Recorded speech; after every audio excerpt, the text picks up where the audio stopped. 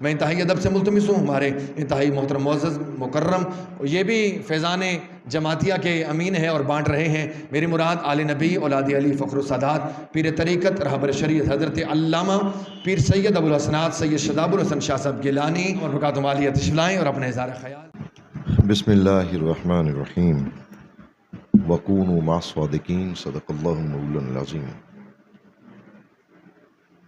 میرے نہایت واجب الاحترام پیر طریقت رہبر شریعت صاحبزادہ بالا شان صاحبزادہ پیر سید نعمان حسین شاہ صاحب حیدری جماعتی دامت برکاتہم القدسیہ،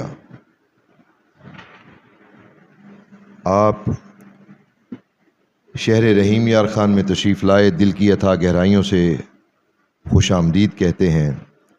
مبارکباد کے مستحق ہیں وہ لوگ کہ جو آپ کی میزبانی میں شب و روز میں مصروف ہیں، آپ کی خدمت کر رہے ہیں. میرا تعلق جس خانوادے کے ساتھ ہے ان کا تعلق بھی علی پور سیدہ شریف کے ساتھ ہے.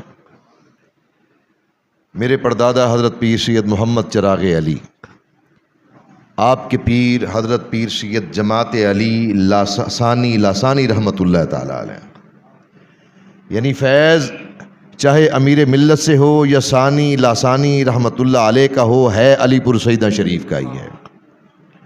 بحمدہ تعالی ہم تو علی پور سیدہ کے کتوں کے بھی نوکر ہیں، ہمیں نوکری سکھائی گئی ہے. اللہ پاک آپ کا سایہ عاطفت سلامت رکھے، با کرامت رہیں تا قیامت آباد و شاد رہیں. اور آپ کے والد گرامی کو اللہ رب العزت صحت کاملہ سے نوازے، ان کا سایہ عاطفت مسلک حقہ اہل سنت والجماعت پر قائم و دائم فرمائے. میں نے صرف ایک چھوٹی سی گزارش، اتنے علماء بیٹھے ہو، میرے جیسا کم علم تو بے حد ہی کم حیثیت کا حامل ہے. عرض کرنے سے پہلے 100 بار سوچنا پڑتا ہے کہ حضور امیر ملت علیہ رحمہ کے پاس جب قائد اعظم رحمۃ اللہ علیہ آئے نا، تو بہت سارے انگریز صحافی باہر کھڑے تھے ملاقات کے بعد، اور وہ کہہ رہے تھے we are asking the question about this meeting for the Quaid Azam رحمہ اللہ تعالی. وہ کیوں آئے یہاں پہ؟ اس سینٹ سے ملاقات کرنے کے لیے، اس ولی سے ملنے کے لیے. وہ تاریخی جملے اپنے ذہنوں میں سماعت کے بعد پکے ٹھکے کر کے اپنے دلوں میں اتار دیں کہ جب محمد علی جناح رحمۃ اللہ علیہ سے پوچھا گیا کہ آپ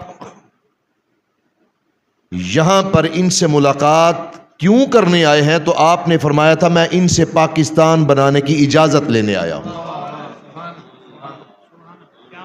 authority, empowerment of a saint. ایک ولی کی پار دیکھیے کہ محمد علی جناح کہہ رہے ہیں کہ میں پاکستان بنانے کی اجازت لینے آیا ہوں. دوسرا اعزاز کہ آپ کو ابو العرب کہا جاتا ہے. واحد شیخ مکرم ہیں کہ جو عجم کی دنیا سے حرم رسول اللہ صلی اللہ علیہ وآلہ وسلم میں جن کو نماز پڑھانے کا، جماعت کرانے کا شرف حاصل ہوا، اور حضور علیہ السلام کے روضہ اطہر کے کنجی بردار جو اس وقت تھے، وہ آپ کے دستے بیعت ہوئے، آپ کی غلامی اختیار کی. یہ کوئی چھوٹا اعزاز ہے؟ اور اس وقت جو سعودی قانون تھا، آج کچھ اور ہے. اس وقت سعودی عربیہ میں باہر کا کوئی شخص 1 انچ زمین نہیں خرید سکتا تھا. وہاں کے جو شیوخ تھے، جو عرب تھے، اہل عرب نے وہ جگہ خرید کے جماعت خانہ آپ کے نام پر آپ کو تحفے میں پیش فرمائی تھی. وہاں پر کسی پیر کا آستانہ نہیں تھا. مدینہ طیبہ میں یا رسول اللہ صلی اللہ علیہ وسلم کا آستانہ تھا، یا آپ کے نسبت کے ساتھ آپ کے ایک غلام اور آپ کے بیٹے کا آستانہ تھا، اور اب بھی قائم ہے. وہ حضور پیر سید جماعت علی شاہ صاحب رحمۃ اللہ تعالی علیہ، امیر ملت سرکار رحمۃ اللہ علیہ. کارنامے تو آپ کے اتنے ہیں کہ زندگیاں ختم ہوئیں اور قلم ٹوٹ گئے، تیرے اوصاف کا ایک باب بھی پورا نہ ہوا. اللہ رب العزت ہمیں ان کی نسبت سے صحیح فیض یاب ہو کر، جیسے شاہد شاہ صاحب جیلانی دامت برکاتہم القدسیہ فرما رہے تھے کہ نسبت ہو تو پھر نسبت صحیح ہونی چاہیے، وہ ظاہری طور پر بھی ہو اور باطنی طور پر بھی ہو، وہ علمی طور پر بھی ہو اور عملی طور پر بھی ہو. اللہ رب العزت ہمیں علمی اعتبار سے بھی اور عملی اعتبار سے بھی آپ کے نقش قدم پر چلنے کی توفیق عطا فرمائے، اور حضرت کی سیادت، آپ کی قیادت میں انشاءاللہ یہ پہلی ملاقات ہے اس شہر رحیم یار خان میں، جب بھی غلام کو یاد کیا جائے گا ہاتھ باندھ کے انشاءاللہ غلاموں کے صف میں کھڑے ہوں گے۔ اللہ رب العزت ہم سب کو اپنے ولیوں کے ساتھ نسبت کو قائم رکھنے کی توفیق عطا فرمائے۔ وآخر دعوانا الحمدللہ رب العالمین۔